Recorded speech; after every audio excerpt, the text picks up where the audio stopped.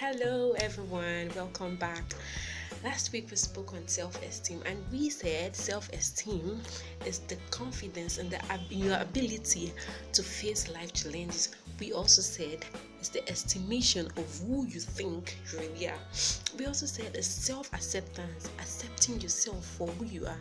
This week we are going to talk about your child's self-esteem, and when talking about your child's self-esteem, we will talk about the upbringing of the child, the parent-children relationship, the environment of the child, and we will also talk about the teacher-student relationship. Now, we are going to start with the parent-children relationship. When talking about the parent-children relationship, we will talk about the basic safety and security the child needs. We'll also talk about the love and care you give to the child. We'll talk about respect. We'll talk about parental expectations. We'll also talk about visibility of the child. We will also talk about praise and criticism given to the child while the child is growing. We will first of all talk about the basic safety and security of the child. While talking about the basic safety and security of the child, we will talk about what it entails to give a child basic safety and security, the physical needs the child needs, the protection the child needs, even the environment in which a child feels nurtured and safe, because the environment of the child is supposed to feel safe.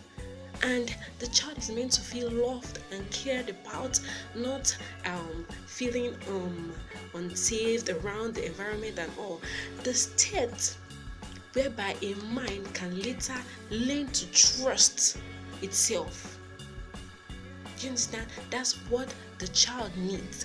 The state in which the child will say, yes, I trust what my parents has given unto me. They've protected me. They've treated me well. They've saved me from so many things, from some insecurities in life, and they've done so many things for me. I feel safe in this place. Not a child that feels so unsafe. When we talk about unsafe, maybe there's the home is filled of insecurities, anxiety, chaos, and different things. It really affects the child's self-esteem. If the child is taught to trust the human beings and finds confidence in the fact that life is simple, the foundation has been laid. The foundation of the child thinking that the environment is safe, the environment, that life is simple and everything. If you've taught your child to think that way, it's really going to make the child feel so safe about life.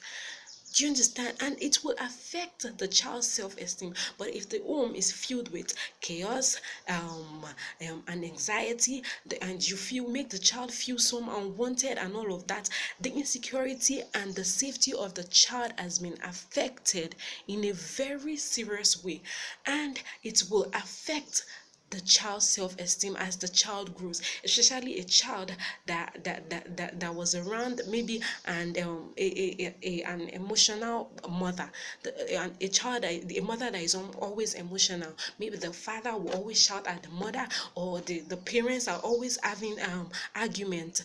It really affects the child. Or maybe a violent father, a father that is always beating. So there are so many examples of that. Some parents will beat the child in a way that when you see the child, you pity the child. Some parents will give the child 24. How will you give a child 24 strokes of cane? Who does that? 24, 30? A child, a small child. It is not meant to be. As the child grows, the child will be so scared of life. The child will believe that everything about life is so fearful, and it will not be able to come out of his shell.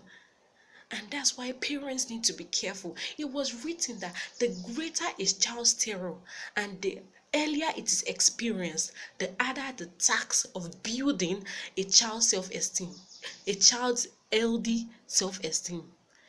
When you make the child feel terrorized every time, you make the child feel unsafe with his environment, it really affects the child. And that's why we parents have to be careful about the safety and the security of our children.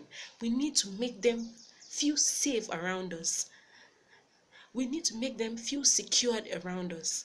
Not every time shouting, not every time making the child feel it doesn't know anything. Or sometimes you just say some words that are not nice to the child. Maybe you say, you're not enough, you've not done this one very well, you've not done that very well. Every time you complain, complaining doesn't make the child feel safe around you.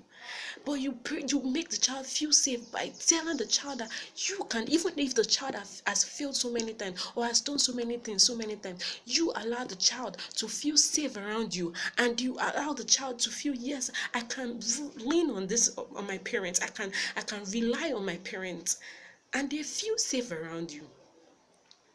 And that's why parents need to create a safe and secure environment for the child. Next week, we're going to talk about the love and care the child needs. Thank you very much for listening to me. My name is Esther Adedoyin, and I speak against low self-esteem in children. Thank you very much for listening. You can go follow us on Instagram at Harika Childcare. Thank you very much. To have a nice week.